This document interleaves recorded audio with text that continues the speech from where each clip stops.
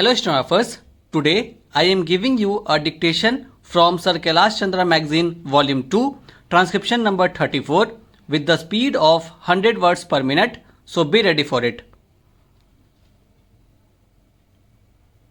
5 seconds to go.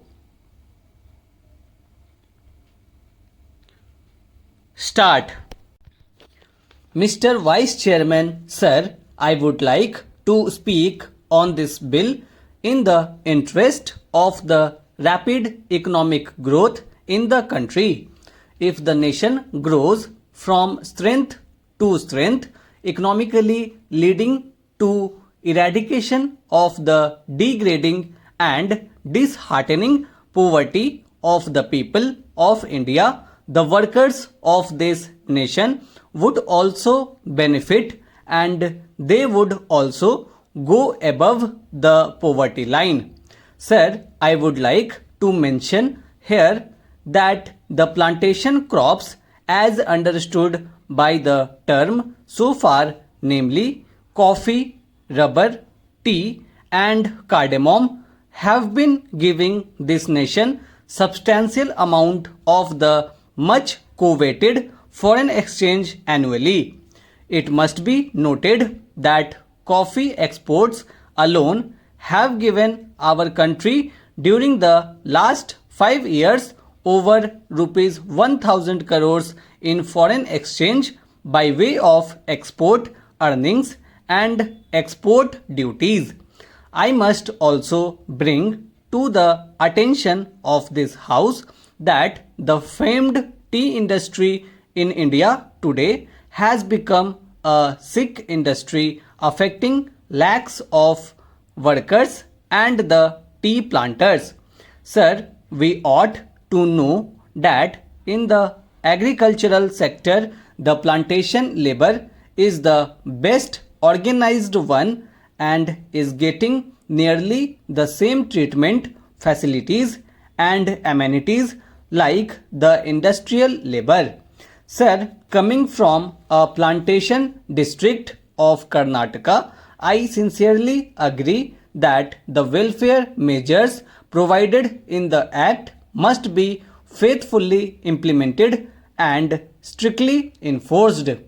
But I cannot subscribe to the view taken by some that the planters generally are exploiters and are inimical to the interests of their own workers and that they must be dealt with severely.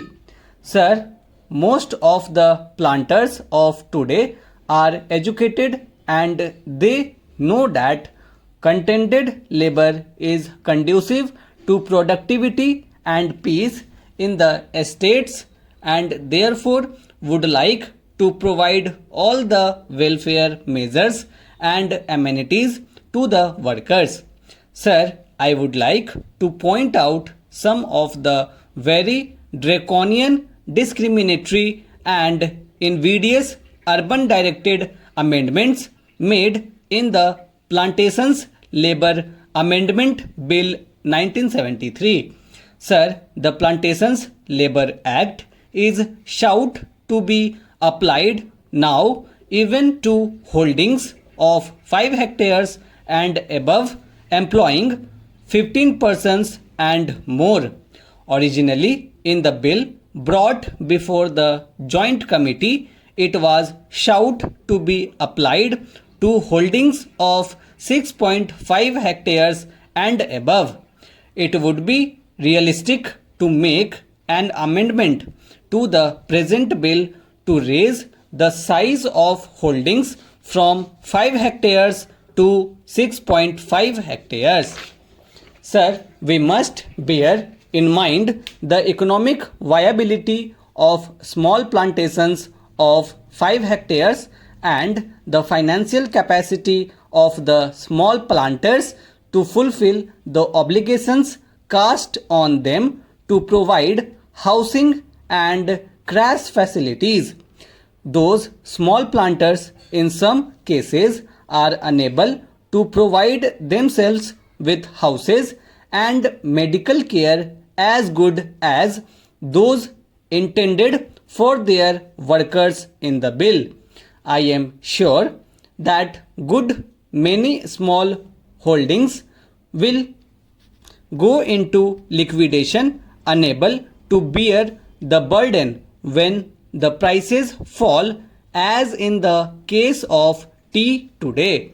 I would emphatically say that clause 13 is not only draconian but discriminatory, and it is most harsh and killing to the farming community of India, whose hands feed and clothe the people, poor and rich.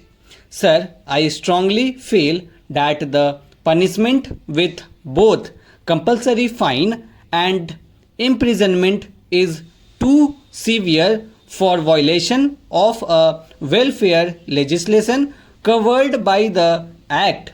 For economic reasons and financial incapacity, the debt-ridden employer, particularly a small holder, may be unable to discharge the obligations such as providing type, design houses, crashes, medical facilities, etc.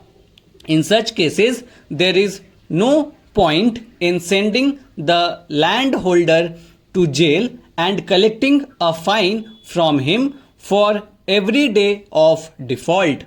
The relevant provisions in the bill are made more stringent than the Factories Act, under which, in the case of a further offence, the court is given the discretion to punish the defaulting employer. But in the proposed amendment, the word used is shall instead of may, which makes it mandatory on the court to impose imprisonment as well as fine. These provisions are too harsh and discriminatory, particularly in view of the fact that the bill seeks to bring in farms of 5 hectares which are in the nature of peasant holdings under the scope of the Act. Sir, I would like to ask the government of the people, for the people, and by the people, in the name of the farmers of India, why it wants to treat a farmer as a criminal and to be imprisoned for such an offence, while it does not do so for a factory owner of a city. By making this comparison, I do not mean that a provision should be made in the relevant Factories Act to make the sentence of imprisonment compulsory for similar offences. Let me make it clear that I am not speaking against the interests of the workers in the plantations. I am only speaking against the stringent and invidious measures which have been provided in the bill affecting the rural employers and the invidious laws enacted for them. Stop.